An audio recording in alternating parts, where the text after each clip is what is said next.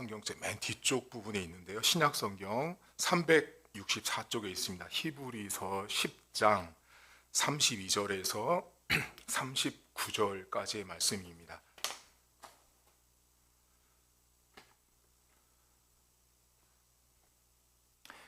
전날에 너희가 빛을 받은 후에 고난의 큰 싸움을 견디어 낸 것을 생각하라. 혹은 비반과 환난으로서 사람에게 구경거리가 되고 혹은 이런 형편에 있는 자들과 사귀는 자가 되었으니 너희가 갇힌 자를 동정하고 너희 소유를 빼앗기는 것도 기쁘게 당한 것은 더 낫고 영구한 소유가 있는 줄 알미라. 그러므로 너희 담대함을 버리지 말라. 이것이 큰 상을 얻게 하느니라. 너희에게 인내가 필요함은 너희가 하나님의 뜻을 행한 후에 약속하신 것을 받기 위함이라. 잠시 잠깐 후면 오실 이가 오시리니 지체하지 아니하시리라. 나의 의인은 믿음으로 말미암아 살리라. 또한 뒤로 물러가면 내 마음이 그를 기뻐하지 아니하리라 하셨느니라. 우리는 뒤로 물러가 멸망할 자가 아니요 오직 영혼을 구원함에 이르는 믿음을 가진 자니라. 아멘. 사람마다 보상을 바랍니다. 여러분들은 어떤 보상을 바라세요? 큰 보상을 주신다면 여러분들은 목사님 저는 이런 보상을 받고 싶습니다 하는 게 있을까요? 인생마다 큰 보상이 있습니다. 여러분 그러면 보상은 언제 받으세요? 나 보상받았어 라는 것은 내가 뭔가를 해야 되는 거죠. 그렇죠? 내가 뭔가를 했으니까 거기에 걸맞는 보상, 대가를 받을 때 우리가 보상을 받는다고 말해요. 이스라엘 백성들에게 가장 큰 보상이라는 개념이 있어요. 다시요. 가장 큰 보상. 큰 보상은 이스라엘 백성들은 언제 큰 보상을 받는다고 생각했냐면 제사와 관련이 있었어요. 자, 여러분 이스라엘 백성은요. 자, 구약 시대부터 신약 시대까지 그 나라는 목사님 이스라엘 한마디로 말하면 뭐예요? 예를 들면 여러분들은 우리 대한민국을 한마디로 정의하면 뭐라고 정의 내리시겠어요? 우리뿐만 아니고 전 세계에서 대한민국 하면 뭐라고 딱 정의되는지 아세요? 여러분 눈빛 보니까 모르시는 것 같으네. 여러분 우리나라와 북한 있죠? 전 세계에서 대한민국 하면 분단 국가예요. 아, 이제 아셨죠? 그러니까 어느 나라든 우리 대한민국을 보면 분단 국가라고 얘기를 해요. 자, 이스라엘 하면 그 나라 하면 딱 한마디로 말하는 말이 있어요. 제사 국가예요. 아, 이스라엘 백성은요, 구약부터 신약 시대까지 그 나라는 온통 제사와 관련된 나라예요. 하루는 한 젊은 사람이 이렇게 아버지에게 받은 요만한 수첩을 이렇게 꺼내 들었어요. 하도 오래 써가지고 낡고 이렇게 찌든 때가 묻어있는 수첩을 꺼냈는데 그 수첩은 4대째 물려온 수첩이에요. 이 사람의 국가는 이스라엘이에요. 수첩을 꺼냈는데 왜 꺼내는가 싶었더니 그해 앞으로 한 달 뒤에 제사를 드리는 날이 다가오고 있었어요. 근데 이 사람은 제사를 드리기 전에 수첩을 꺼낸 이유가 뭐냐면 아버지가 레위기에 있는 민수기와 신명기에 있는 제사 드리는 방법을 요약한 요약본 수첩을 갖고 있었던 거예요. 그 수첩을 열었더니 어떤 죄를 지었을 때는 이러이러한 제물을 가지고 가거라 라고 적어 있는 거예요. 그걸 아버지가 딱 요약본, 멋진 아버지죠. 그걸 몇 대째 물려받았는데 이제 한 달 뒤면 제사가 왔어요. 다가오고 있어요. 그래서 이제 수첩을 폈더니 자기 지은 죄값을 딱 보니까 멀리 갈 것도 없어. 맨 첫 장 1번에 나와 있더라고요. 맨 첫 장 맨 1번은 가장 큰 죄를 지은 사람이 가져가야 되는 재물이 있는데 황소 한 마리와 순염소 한 마리를 가져가라 쓰여 있는 거예요. 그래서 이 사람이 이제 황소 한 마리와 순염소 한 마리를 준비합니다. 이 사람이 무슨 죄를 지었는지는 아무도 알 수 없어요. 혼자만 알고 있어요. 여러분들도 그렇죠. 아무도 모르는 나만의 죄, 아무에게도 말할 수 없는 나만의 이 죄가 다 있잖아요. 그 죄 때문에 이 사람은 제사가 이제 한 달 앞으로 다가왔는데 사실은 그 죄를 2달 전에 지었어요. 그러니까 석 달을 기다리는데 석 달 동안 너무 마음이 괴로웠어요. 이 사람은 고대고대 뭐를 고대했냐면 제사 드리는 날만 학수고대하고 있는 거예요. 그래서 이제 한 달 앞으로 다가오니까 이제 제사를 준비하려고 아버지가 꺼내든 수첩을 꺼냈고 황소 한 마리와 염소 한 마리를 준비하기 시작했어요. 우리가 볼 때는 뭐 소 한 마리, 염소 한 마리 하겠지만 매우 큰 돈이 드는 거예요. 이 사람은 한 달 월급을 다 모아야 되는 거라고 생각하시면 돼요. 이제 그걸 다 모았고 기대했어요. 그리고 제삿날이 돼서 예루살렘으로 올라가야 돼요. 그 소를 끌고 염소를 끌고 예루살렘으로 올라가는데 다행인 것은 이 사람의 집은 예루살렘과 멀지 않은 약 15km 정도 떨어져 있었어요. 15km를 차가 있는 것도 아니고 소와 염소를 끌고 가족들을 대동해서 갑니다. 그리고 이제 제사를 드리러 성전에 왔고 그 제물을 검수하는 제사장들이 따로 있었어요. 그럼 이제 뭐 머리부터 뿔, 이빨, 눈, 꼬리까지 발톱까지 흠이 있나를 체크합니다. 흠이 없으면 이제 어떻게 해요? 입장이에요. 한마디로 입장. 그래서 이제 그 제물을 잡아요. 제물을 잡아서 제사를 딱 드렸어요. 이제 제사가 다 끝났어요. 이제 그 사람은 2달을 준비한 제사를 다 끝내고 이제 다시 집으로 예루살렘에 나와서 고향으로 갑니다. 그때 그 사람 마음이 어떨까요? 이 사람 마음엔요 너무 홀가분한 거예요. 왜 홀가분해요? 자, 이 사람은 집에 갈 때 그 안에 큰 보상을 갖고 돌아가기 시작해요. 자, 이 사람은 어떤 보상을 받았죠? 이 사람은 이렇게 생각했어요. 내가 황소를 드렸고 염소를 드린 것으로 인해서 나는 죄를 용서받았기 때문에 하나님께 큰 보상을 받은 사람이 된 거예요. 이해가셨죠? 자, 제물을 드렸으니까 하나님이 나를 용서했다. 이제 그 큰 보상을 가지고 뿌듯한 마음으로 이제 고향으로 돌아왔어요. 그런데 고향으로 돌아왔는데 예수라는 사람을 동네 사람들이 수군거리기 시작했어요. 야, 예수라는 사람이 나타났는데 그 예수님이란 분이 이제는 황소를 끌고 염소를 끌고 예루살렘까지 갈 필요 없다라고 말한 거예요. 그러니까 이 사람 입장에서는 그게 이해가 안 갔죠. 근데 오늘 성경에 그 말씀이 기록되어 있어요. 몇 절을 보시냐면 10장 4절부터 보시겠어요? 오늘 히브리서 10장 4절에 이렇게 나옵니다. 제가 앞절 10장 율법은 그 1절 있죠. 거기를 제가 여러분한테 이야기를 해드린 거고 4절을 보세요. 이는 황소와 염소의 피가 능히 죄를 없이 하지 못함이라. 그러므로 주께서 세상에 임하실 때 이르시되 하나님이 제사와 예물을 원하지 아니하시고 오직 나를 위하여 한 몸을 예비하셨다. 이 한 몸이 예수 그리스도예요. 이제는 황소와 염소 피로 죄를 용서받는 게 아니라 예수님께서 죽으신 것으로 인해서 내가 죄의 용서를 받는다라는 것이 생겼고 이제 그것을 예수님의 피를 믿으면 죄의 용서를 받는 거예요. 자, 그러면 이것이 그 이스라엘 사람들에게 있어서 내가 하나님께 받는 큰 보상이라고 하는 생각을 가지고 있었던 사람들이었어요. 죄 용서 받는 것은 황소 드리고 염소 드려서 내가 죄 용서 받았어. 보상을 받았어. 난 이제 됐어. 라고 하고 살아가는 삶이 이스라엘 백성들의 삶이었어요. 그런데 이 히브리서 성경이 오늘 기록됐잖아요. 이 히브리서 성경을 이거를 받아들고 있는 수신자들의 상황을 아셔야 돼요. 자, 그러니까 지금 히브리서 10장은 여러분에게 지금 뭔 얘기했어요?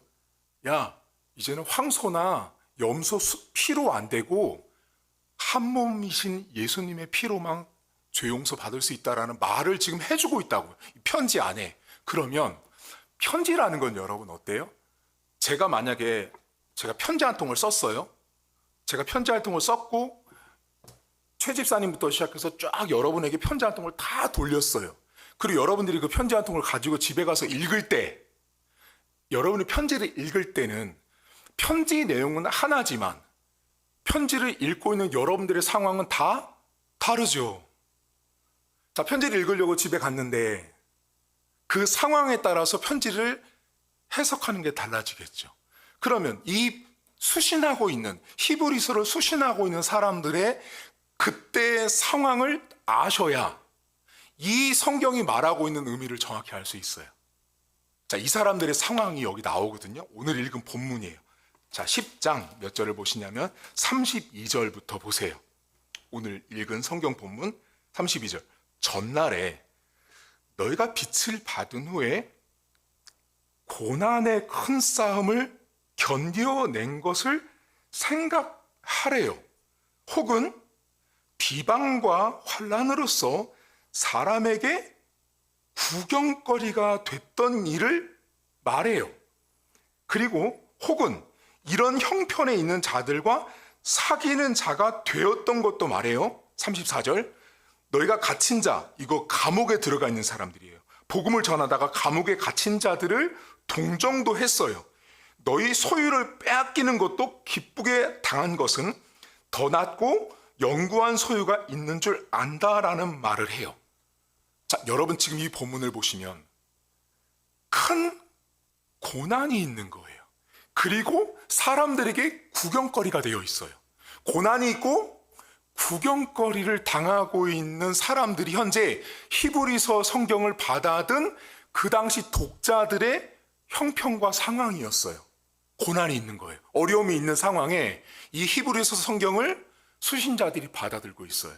근데 여기 본문에 보시면 무슨 표현을 쓰냐면 구경거리가 됐어요. 여러분들이 구경거리가 된다고 생각해 보신 적 있으세요? 그거만큼 이거 자존심 상하고 치욕적인 게 없는 거예요. 여러분들이 구경은 누가 해요, 여러분? 구경거리는 하는 게 뭐예요? 재미있는 거, 나를 만족시키는 거가 구경거리잖아요. 근데 지금 성경이 뭐래요? 하나님을 믿는 복음을 전하는 사람들이 구경거리가 되어 있는 거예요. 그 사람들의 상황이 구경거리가 되어 있는데 이 사람들이 뭐라 그랬대요? 그 고난도 싸우고 이겼던 것을 생각하라잖아요. 그러니까 최소한 히브리서 성경을 받아들고 있는 수신자들은 고난을 겪었던 것도 맞고요.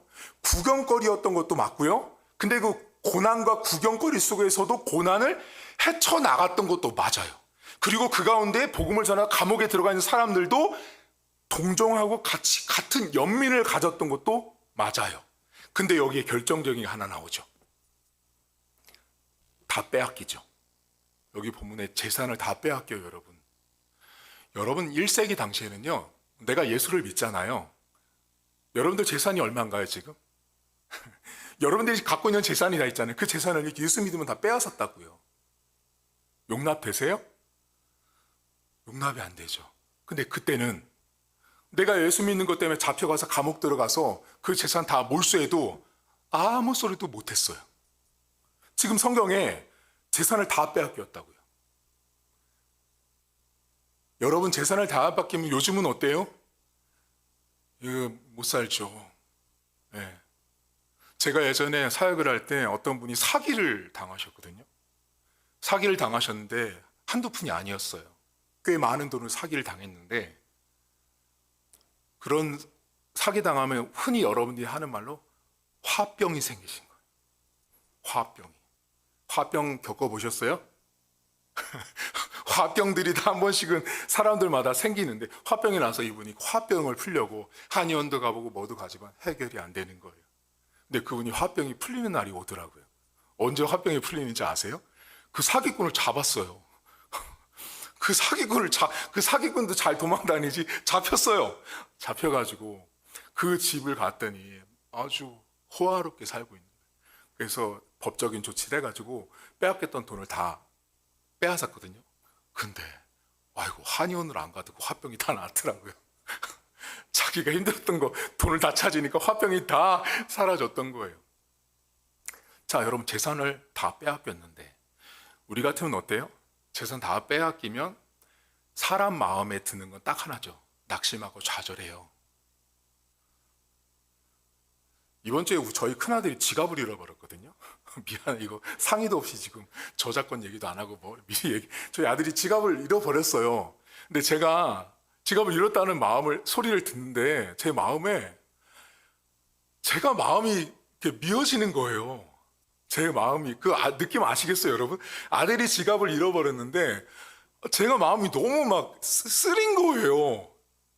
근데 거기에 뭐 지갑에 돈이 있거나 그런 거 아니고 주민등록증이나 이런 카드들이 들어 있었어요. 근데 제 마음이 자기가 하고 있는 재산을 다 잃어버린 거잖아요, 한마디로. 그 지갑도 잃어버리고 다 잃어버렸는데 그 마음이 막 쓰린 거예요, 제 마음에, 재산이. 그래서 그 주간에 제가 잃어버렸다는 소리 듣고 그날 새벽까지 설교 준비할 때까지 하루 종일 그 잃어버린 지갑 생각만 나는 거예요. 제가 그래가지고 어떻게 했냐, 그 다음날 부랴부랴 제가 그 지갑을 가서 하나 사왔어요. 그리고 하나 사다가 아들을 줬거든요. 그렇게 해야만 그래도 제 마음에 좀 나을 것 같은 거예요. 근데 저 친구는 성격이에요. 되게 무덤덤한 친구예요. 여러분 지갑 잃으면 어떨 것 같아요? 난리 나죠. 자, 막 난리 나잖아요. 어떡하죠? 근데 저 친구는 오히려 덜 난리가 나더라고요. 그냥 무덤덤한 친구예요. 여러분, 우리가 모든 걸 빼앗기고 잃어버리면 우리의 심령 가운데는 상실감이 온다고요. 그래서 제가 특이했던 친구고요. 쟤는 상실감을 안 느끼더라고요. 절망감을 느껴야 되는데 제가 오히려 실망감과 낙심과 절망에 빠져 있는 저를 본 거예요. 그래서 제가 도저히 견딜 수가 없는 거예요. 그래서 가서 지갑을 사다가 줬거든요. 근데 역시 그 무덤덤한 친구는 똑같아요. 지갑을 사다 줘도 무덤덤해요. 근데 알아요. 속이 있어서 속으로 기뻐하고 감사하는 그 아들 마음 저도 알거든요. 그러니까 사람이라는 게 내가 가지고 있는 뭔가를 잃어버리면 낙심되고 좌절하거든요. 근데 지금 이 히브리서 저자가 이 성경을 수신하고 있는 독자들이 환난을 당하고 구경거리가 됐어요. 그리고 가지고 있는 재산을 다 빼앗겼는데 이 사람이 되게 중요한 한마디를 해주거든요. 영구한 재산, 영구한 자산, 이 말을 해요. 여기 보세요. 어디 보냐면 34절 보세요. 너희가 갇힌 자, 아까 감옥에 갇힌 자를 동정했어요. 너희 소유를 빼앗기는 것도 기쁘게 이거 방금 말씀드려요. 그 소유를 다 빼앗기는 것도 기쁘게 여겼는데 거기 마지막에 더 낫고 영구한 소유가 있는 줄 안다라는 말에 영구한 소유라는 말이 나와요. 이 말이 영구한 소유? 이게 뭘까라고 할 때 헬라어로 여러분에게 정확하게 풀어드리면 이 영구한 소유라는 게 뭐냐면 아직도 남아있는 재산이란 뜻이에요. 남아있는 재산. 오늘 설교 제목이잖아요. 남아있는 재산이에요. 남아있는 재산. 자, 남아있는 재산을 지금 말하고 있어요. 그러면 제 입장에서 분명히 내가 가지고 있는 소유를 다 빼앗겼단 말이에요. 근데 이 성경을 보내주고 있는 이 성경 저자가 너 아직도 재산이 남아있다고 말해요. 그럼 저 같으면 이렇게 말하겠죠. 남긴 뭐가 남아요? 아무것도 없어요. 다 빼앗겼는데 뭐가 남아있어요? 라고 말하겠죠.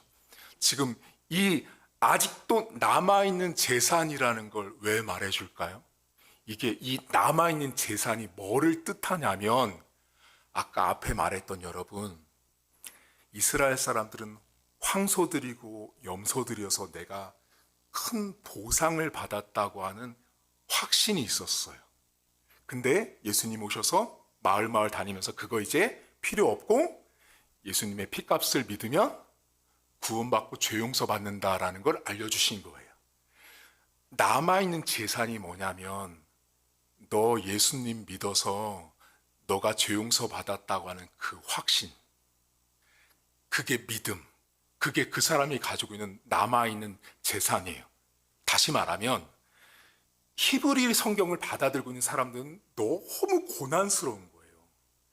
다 빼앗긴 거예요. 다 빼앗겼다고 생각한 거예요. 이 독자들은, 이 사람들은. 그런데 성경을 보내준 사람이 뭐라고 말했냐면 아니야, 아직 다 빼앗기지 않았어 라고 말해주고 싶은 거예요. 다 빼앗긴 거죠. 감옥도 들어가고 부모 형제 다 잃어버리고 다 사라진 것 같은데 아직 다 빼앗기지 않은 남아있는 재산이 있어. 그 남아있는 재산이 뭐냐면 너가 그리스도를 믿고 있는 거야. 내가 그리스도를 믿고 있는 것이 너에게 남아있는 가장 큰 남아있는 재산이라고 알려주는 거예요. 여러분들에게 있어서요, 우리는 여러분 생각을 되게 넓히셔야 돼요. 기독교인은 내 눈에 보이는 내 통장에 들어가 있는 돈이 내 전 재산이 아니에요. 나에게 전 재산과 내 돈이 다 없어져도 나는 여전히 재산을 가지고 있는 존재라는 거. 내가 예수님의 피값 때문에 내가 죄 용서 받았다고 하는 그 값, 그것이 내가 아직도 남아있는 재산이라는 걸 기억하셔야 돼요. 근데 사람들은 어때요? 그 남아있는 재산을 왜곡되고 인정하지 않으려고 하죠. 뭐만 내 재산으로 봐요. 통장에 동그라미 몇 개인가가 내 재산이잖아요. 그게 아니라 지금 이 성경 저자가 너희들에게는 아직도 남아있는 재산이 있다라고 말해주는 거예요. 여러분, 이 말씀이 왜 우리에게 위로가 되냐면 이 히브리 성경은요, 가장 고난받고 있는 백성들에게 가장 위로가 되는 성경인 거예요. 내 삶에 고난이 너무 심하고 내 삶의 모든 게 다 빼앗겨서 상실감이 가득하거든요. 상실되고 낙심해 있는 상황 속에 이 성경 저자가 우리에게 들려주는 메시지는 너 아직 재산이 있다라고 말해주는 거예요. 이 말이요, 이 말귀가 세상 사람들은 도무지 이해 못하는 말이에요. 목사님, 근데 저도 지금 말귀를 못 알아듣겠어요. 제가 지금 예수님 앞에 재산이 남아있는 사람, 이건 무슨 말이냐면 내가 아직도 목사님 못 알아듣겠다는 건 여러분들이 내 구원에 대해서 고민해 보셔야 돼요.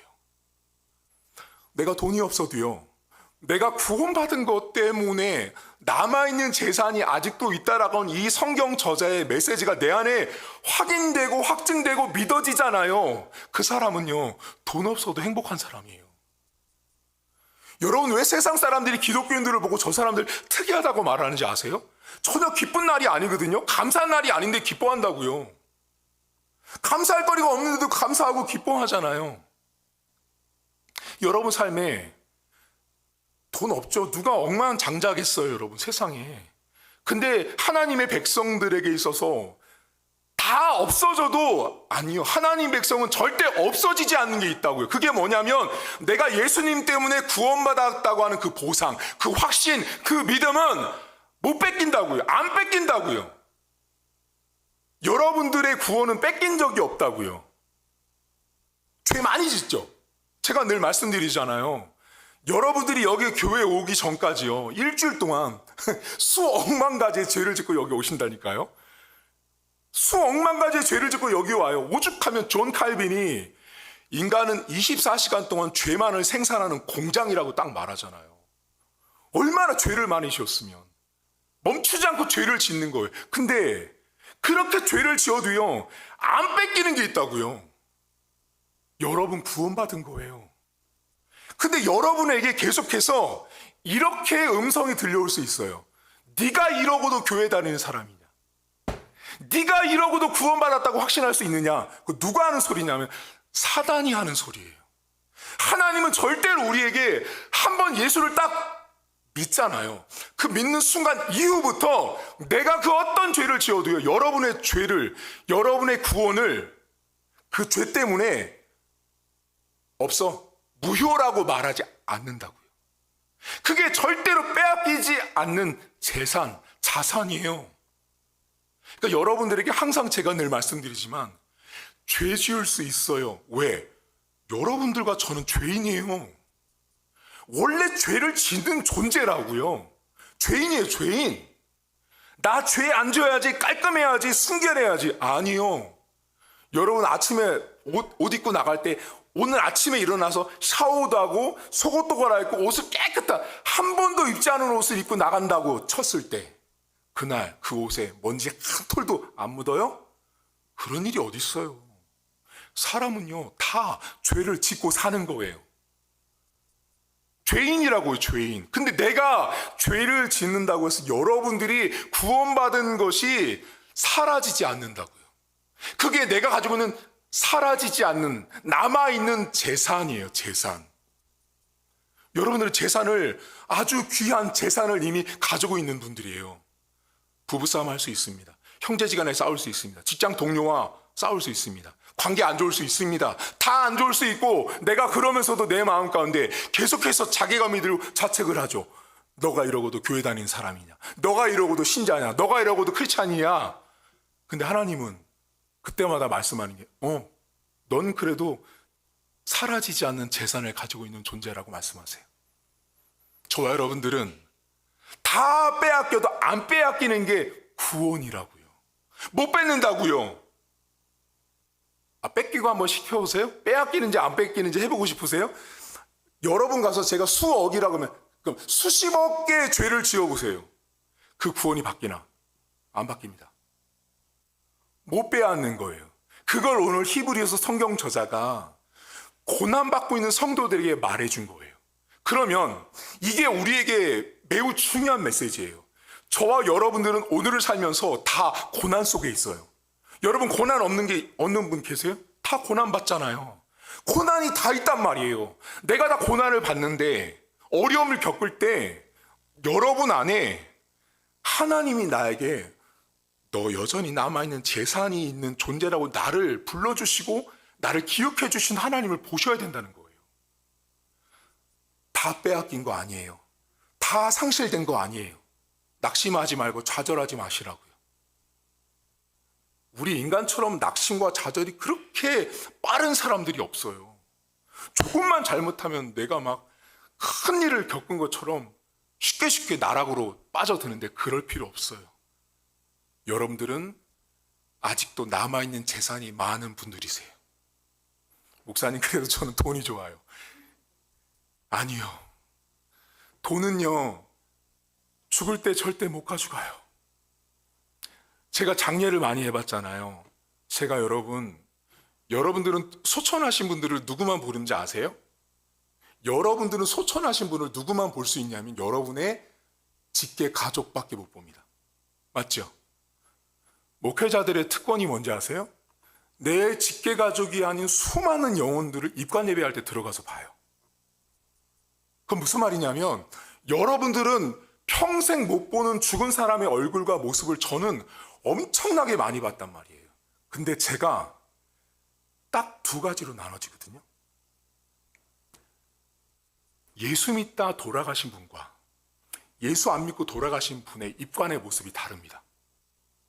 그건 제가 목회자로 살면서 항상 장례식제 입관 예배를 드리고 입관을 할 때 목사님 같이 들어와 주세요 하는 그 장례식장이 있었어요. 그때마다 놀란 게 있어요. 그게 뭐냐면 예수 믿다 돌아가신 분들은요, 입관을 하러 딱 들어가잖아요. 일단 주무시는 것 같아요. 그리고 그 장례 지도사들이 그런 얘기를 하거든요.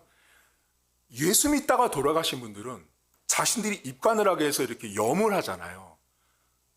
주무시는 분을 염하는 것 같다고 말해요. 근데 예수 안 믿고 돌아가신 분들 있잖아요. 그럼 처음 돌아가셔서 관에 넣기 전에 이제 염하기 전에 딱 오잖아요.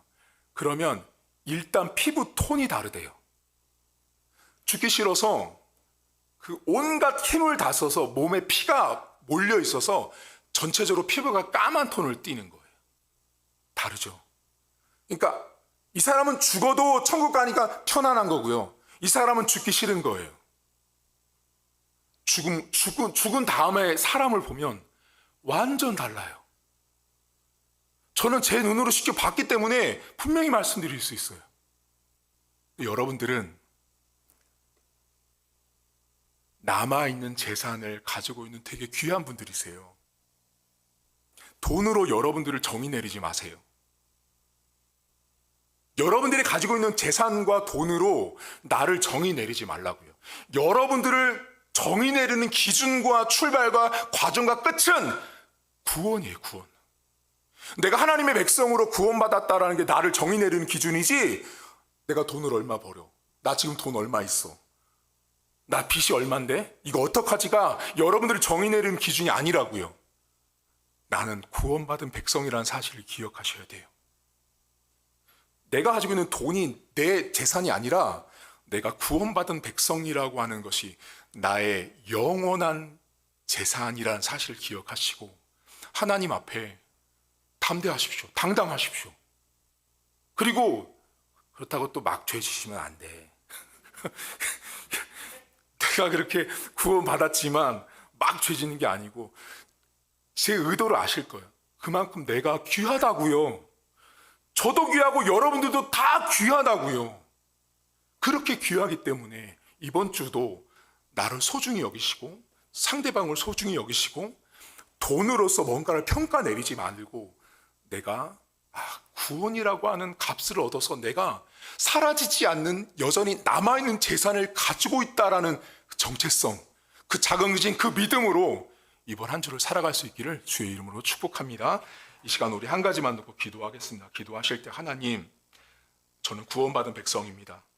내가 예수님을 믿고 구원받은 백성으로서 이번 한 주도 믿음으로 살게 하시고 환경과 돈과 내 위치가 나를 정의 내리는 것이 아니라 내가 구원받은 백성이라는 사실을 가지고 한 주를 살 수 있도록 함께 통성으로 기도하겠습니다. 하나님 아버지, 오늘도 감사합니다. 우리들은 늘 부족하고 연약하여서 하나님, 내가 보이는 것들, 내 눈에 보이는 것을 우리들은 가지고 나를 정의하고 나를 평가합니다. 내가 돈이 많으면 뭔가 내가 잘 될 것처럼 보이고, 내가 뭔가 출세하고 내가 성공하고 합격하면 내가 뭔가 잘 될 것처럼 느껴지지만 그보다 더 놀라운 재산, 그보다 더 사라지지 않는 재산이 있는데 그것은 하나님 아버지, 내가 구원받은 것입니다. 내가 예수님의 피값으로 인해서 내가 구원받은 것입니다. 황소 때문에, 염소 때문에 그 피값으로 내가 구원받은 자가 아니라 예수님의 피를 믿고 내가 복음을 믿는 자로서 하나님 앞에 서 있는 자라는 사실을 기억하길 원합니다. 하나님, 내 상황과 내 죄와 내 조건과 상관없이 하나님은 오늘도 나를 바라보시면서 영원히 사라지지 않을 재산을 가지고 있는 자로 나를 만들어 주셨습니다. 내가 예수님 때문에 영원히 사라지지 않는 재산을 가지고 있는 자라는 사실을 기억하게 하시고 그 믿음으로 하나님 앞에 설 수 있는 복을 얻어가시길 원합니다. 성도들, 이번 한 주도 내 자신이 얼마나 구원받은 백성으로서의 삶이 귀한지를 깨닫게 하시고 고백하는 한 주간 될 수 있도록 은혜를 베풀어 주시옵소서. 하나님 아버지, 저희들은 늘 항상 연약해서 남아있는 재산이라고 말하면 내 통장이나 내 지갑이 얼마가 든 것들, 내가 어떤 사회적인 위치, 내가 어떤 성공의 자리에 올라가 있는지를 보면서 우리는 내 재산을 가늠하고 나를 평가하고 정의합니다. 하지만 하나님, 이 히브리서 성경을 받고 있는 사람들은 그 당시 많은 사람들에게 조롱거리였고 구경거리였습니다.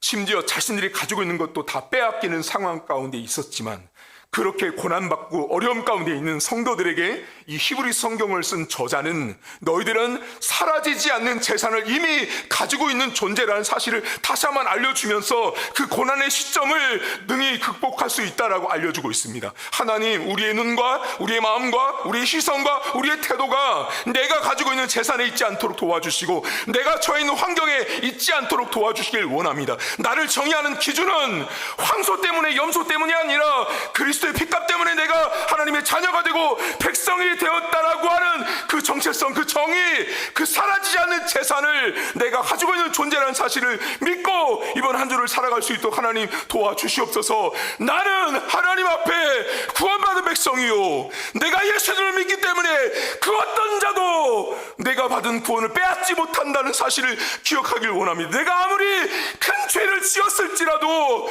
내가 받은 구원은 절대로 빼앗기지 않는다는 사실을 우리 성도들이 믿고 이번 한 주간도 살아갈 수 있도록 하나님 은혜를 베풀어 주시옵소서. 이제는 우리 주님 예수 그리스도의 은혜와 하나님 아버지의 살아계심과 성령의 위로교통 충만하심의 역사가 오늘도 사라지지 않는 재산을 이미 가지고 영원토록 하나님과 함께 살기로 다짐한, 또 그것을 믿고 나가는 사랑하는 성도들 머리머리 위에 이제로부터 영원토록 함께 있을지어다. 아멘. 교회 소식 몇 가지만 전하도록 하겠습니다. 여러분, 이번 주 토요일 날 11시 반에 봄 전도를 계약합니다. 여러분, 시간 되시는 분도 오셔서 11시 반부터 전도에 동참해 주시면 감사하겠고요. 그리고 지난주에 다음 세대 그 선물이 있는데 수령하지 못하신 분들은 진 목사님한테 가셔서 받아가시면 되겠습니다. 그 명단을 진 목사님이 아시니까 진 목사님이 드릴 거예요. 그럼 받아가시면 될 것 같고요. 그리고 다음 세대 조사 안 하신 분들은 제출을 해주시고, 그리고 이번 주에 국민일보랑 동아일보를 구독을 했습니다. 그래서 거기에 나중에 우리 전도지랑 주보지를 삽질을 넣어서 이렇게 전도할 수 있게 활용할 수가 있게 돼서 그렇게 신문을 구독할 수 하게 되었습니다. 광고를 마쳤고요. 나가셔서 식사하시고 귀가하도록 하겠습니다.